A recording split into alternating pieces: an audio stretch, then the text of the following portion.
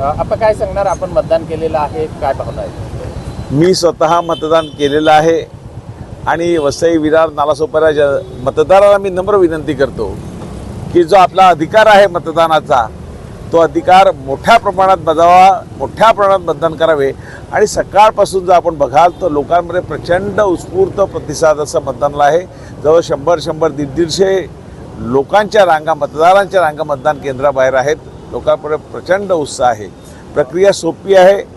आपल्याकडे वसई विरारमध्ये ही पहिल्यांदाच होत असल्यामुळे लोक थोडी कन्फ्यूज होती, पण 4 बटन दाबले की शेवटची बीप मोठी होते आणि मतदान आपलं पूर्ण होते।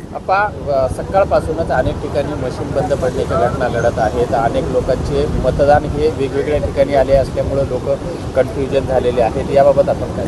थोडी गडबड आहे मतदार याद्यामध्ये। थोडं मी आता सेंट मेरीमध्ये येतो की त्यात थोडं लोकांना पुढची मतं कुठे आहेत ही त्यांना पूर्ण माहिती नाही आहे। कारण श्रीप्रसादली केंद्रामध्ये ज्या वॉर्ड नंबर 11मधली केंद्र 2 दिवसापूर्वी बदलली, त्यामुळे तिथे थोड्या प्रमाणात गोंधळ आहे।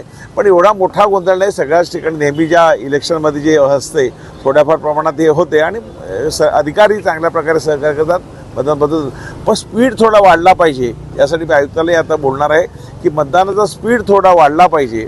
यासाठी आपण जे काय करता येईल, काय रांग जी मोठी लागते लोक थोडी कंटाळतात, पण व्यवस्था चांगली आहे। पूर्वपट्टीमध्ये अनेक ठिकाणी 1-1 तास मशीन बंद पडल्या होत्या, तर ते जे बंद पडलेल्या मशीनचा जो वेळ आहे हे काय मागून घेणार? तो आम्ही मागून घेणार। लोकांना मतदानाचा हक्क बजावता आला पाहिजे, त्यामुळे निश्चितपणे आम्ही तो वेळ वाढवून घेणार। एकाच घरातील जे मतदार आहेत त्यांचे वेगवेगळ्या प्रभागामध्ये आलेले आहेत, यासाठी काय वेगळी व्यवस्था करण्यात येते? हे नालासोपारा आणि वसई विरारमध्ये काही नवीन नाही आहे।